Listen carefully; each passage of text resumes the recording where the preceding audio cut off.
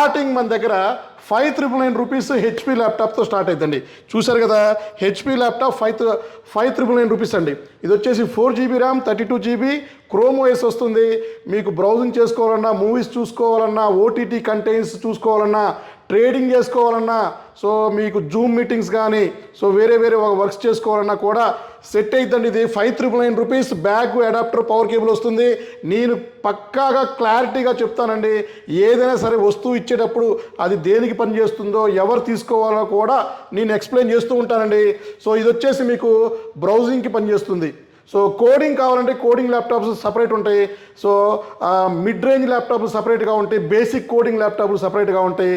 చాలామంది మనకి పని కట్టుకొని చాలామంది 5,000-6,000 రూపాయల్లో మీరు కోడింగ్ ల్యాప్టాప్ ఇస్తా అన్నారు, అది కోడింగ్ ల్యాప్టాప్ కాదు అని చెప్తా ఉంటారండి. అది నేనే చెప్తున్నానండి. ఎవరికి ఏ ల్యాప్టాప్ అవసరం అయితే అదే తీసుకుంటారండి. 6,000లో కోడింగ్ ల్యాప్టాప్ కావాలంటే కోడింగ్ ల్యాప్టాప్ రాదు.